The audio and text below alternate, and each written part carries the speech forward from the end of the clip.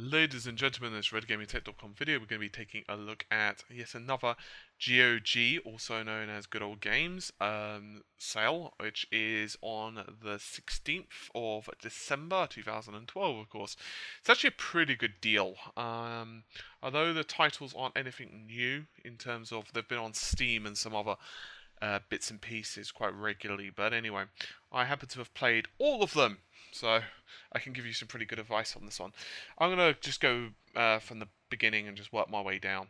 Alan Wake.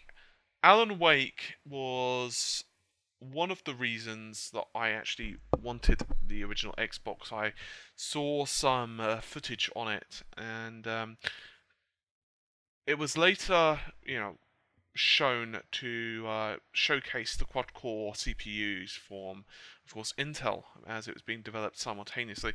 And anyway, suffice to say, the release date for the PC version was put back quite significantly by Microsoft.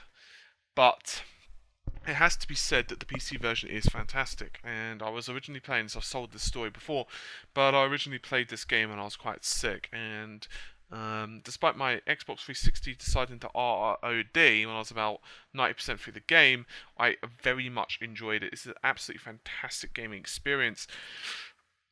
Some people will tell you that it's written a little bit cheesily, and although I agree, it works. And in my opinion, the writing is considerably tighter than a lot of titles out there, and the narrative, particularly delivered by Alan, works really well. There are a few set pieces, and sometimes the combat can be a little bit old, but the fact that you have to use light so much against the enemies, but it works. I do have videos of this, and indeed American Nightmare on RGT, so I'd recommend you check it out.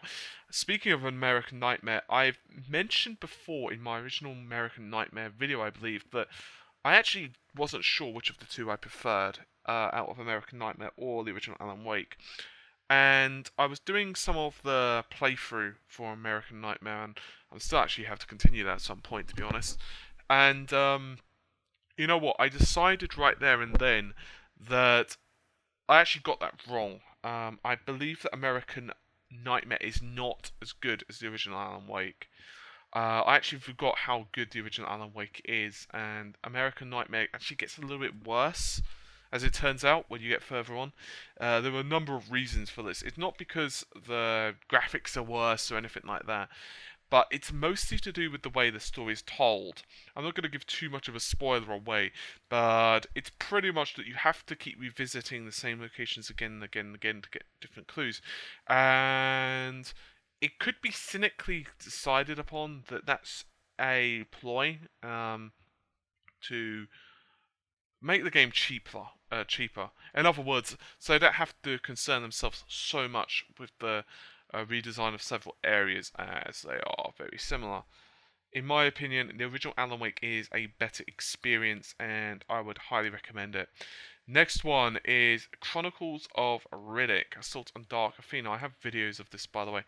I'd recommend checking this one out.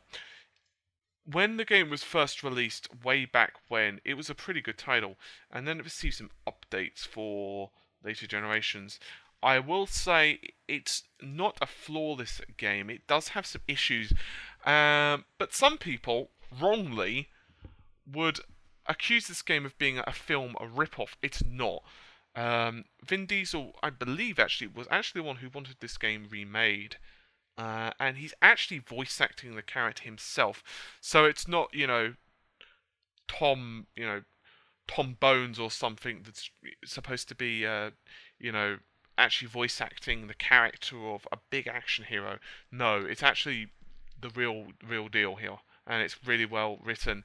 It's perfect, and it actually makes you feel like you're in the universe. I really hope that they get their asses together and they make another game. In my opinion, the games were a lot better than the second film on the Pitchback universe. That's not to say the film was bad or anything, it's just this is so much better. And I really like it. And I highly encourage you guys to pick it up. It's also a note that it's also been available on Steam several times, just like Alan Wake. Next one is Trine. I don't think there's much that can be said for Trine other than the fact it's a bloody good game. I have videos of Trine 2. I'm not sure if we have Trine 1 on RGT. I don't think we do, but suffice to say, Trine 1 and 2 are very similar. There were a number of exploits, though, that you could utilize with Trine 1 that you couldn't with Trine 2. Mostly involving co-op. They basically reduced the effectiveness of the wizard and his overpoweredness. However, the game is beautiful and it's well animated. It's not as pretty as the second. You can definitely see some differences between the two games. And Trine 2 is noticeably better. It has higher graphic fidelity, and it just, generally speaking, textures and so on do look better. That, however, is not to say that Trine 1 is ugly. Trine 1 definitely looks pretty, and as it turns out, looks a lot better than a lot of titles now.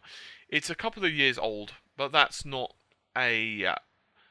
besmirching its character, if you will. That's to say that it's still a bloody good game, and I'd still recommend checking it out.